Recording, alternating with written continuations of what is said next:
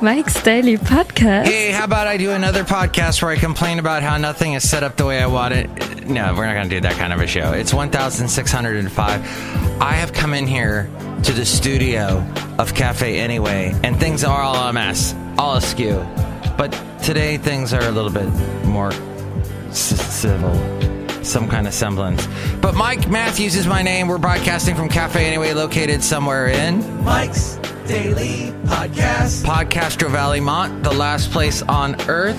I had an interesting conversation over the weekend. Mike's Daily Podcast. About duck genitalia. And let me tell you, fella, it's not really good stuff. It's not like an umbrella. Wait, what? It's not. It's curly Q. Duck penises are curly Q, like curly Q fries. They're really bizarre. And Mike's Daily Podcast. The duck vaginas are very similar. So I didn't know this about ducks. Mike's What the duck? Daily Not what the zuck. Podcast. Because that was something that happened last week. You know, we have a basic responsibility to protect people's data. And if we can't do that, then we don't deserve to have the opportunity to serve people. I want to meet Mark Zuckerberg someday. I'm sure I will. Living in the Bay Area, you're bound to run into him, I'm sure. Or someone that knows him. It just seems to be that. What's your Zuckerberg story? Call me at 336-MM-DAILY. Or you can email me, mikesdailypodcast@gmail.com. Look who walked in. Hi, Mark. It's Benita the Rodeo Queen. How y'all doing? And I got my horse Nelly. You do? Oh. Beautiful horse. Hello there, Mike. This is Valentino, the parking attendant. And this is Bison Bentley. Do you know that? Wow, you guys walked in. And look who else walked in.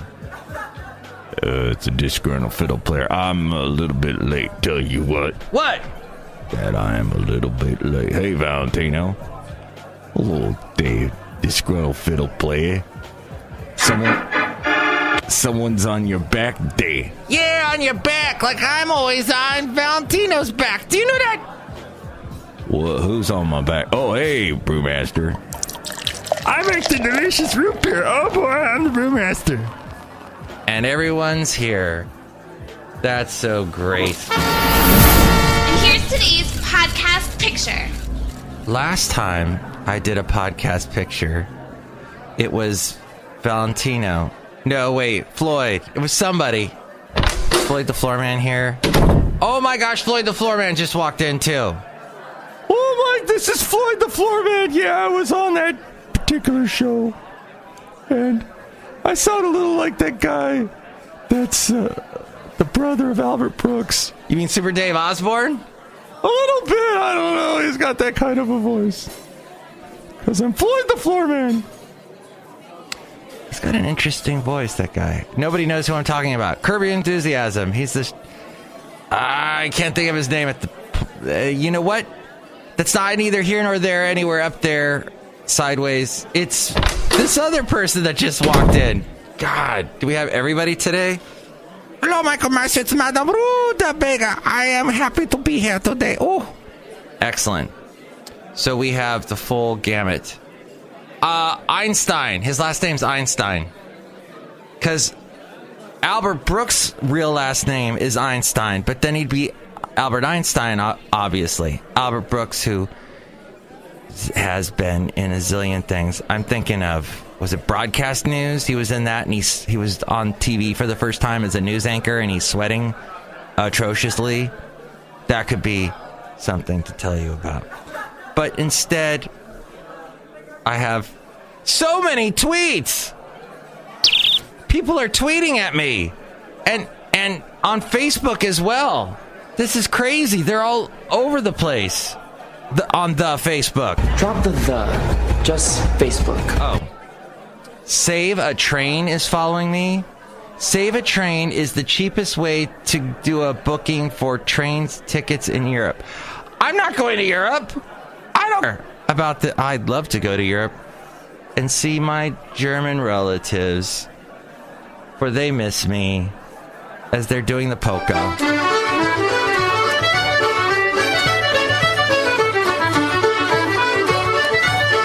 SpongeBob.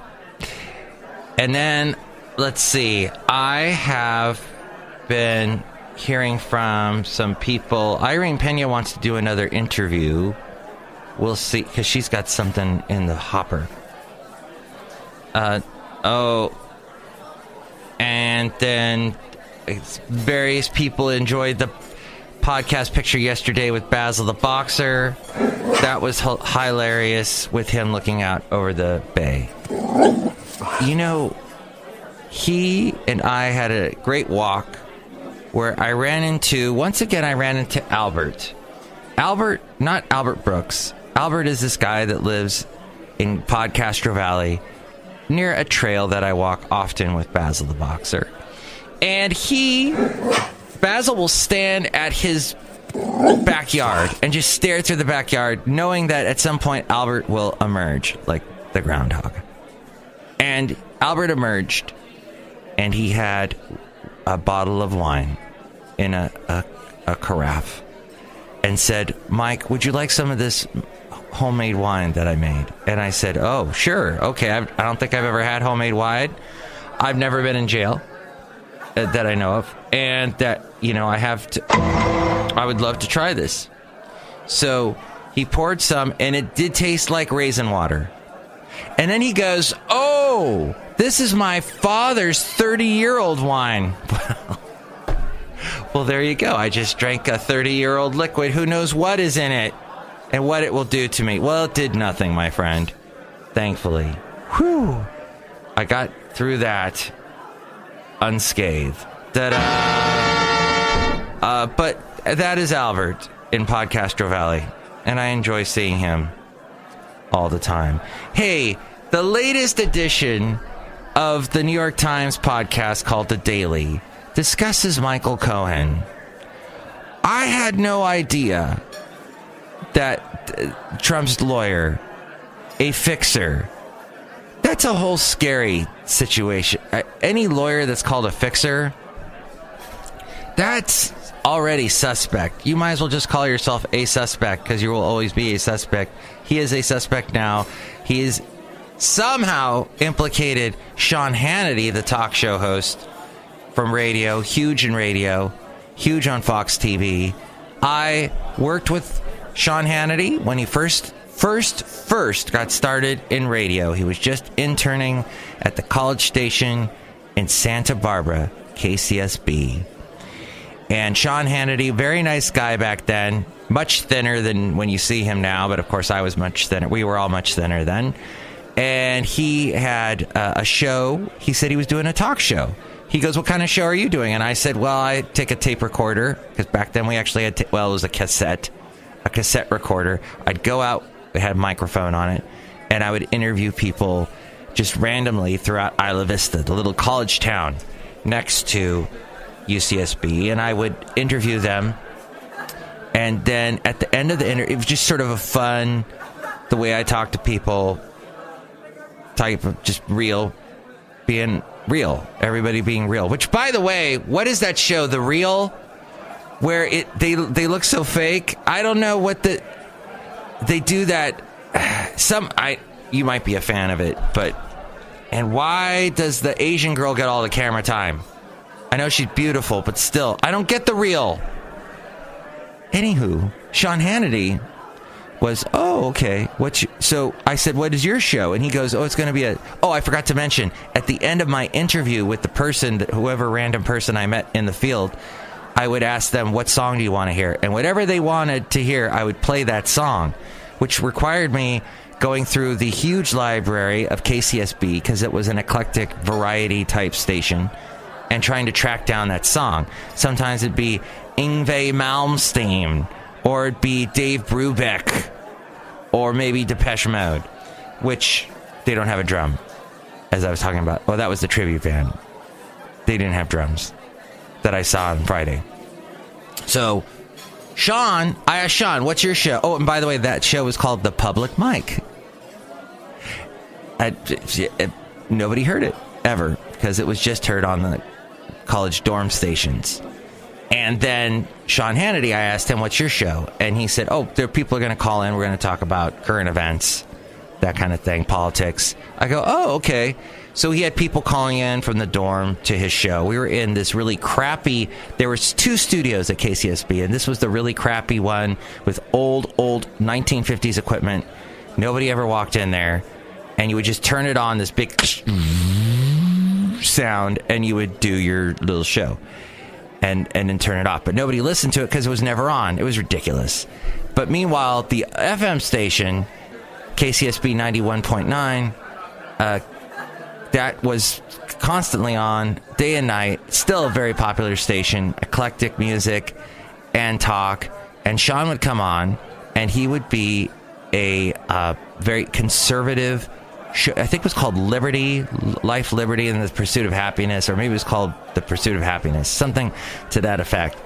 And he had on people that he said were, champions for liberty in the United States, in America. And he had on someone who was had very unkind words to say to the gay community. And he got in serious trouble for taking a phone call, and then basically he and the guest teamed up on the phone call.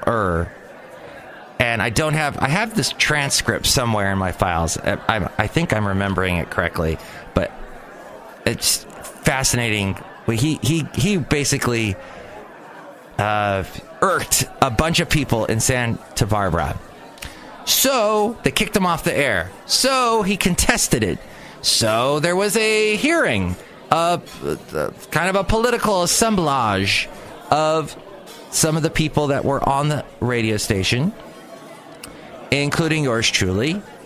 And I was pulled into it because I was the only one in that whole community at the radio station that was actually also on a commercial station. I was on the local top 40 station called Y97, playing George Michael continuously, and Wham, and all of his other bands, and Michael Jackson, and everyone had a Michael in their name.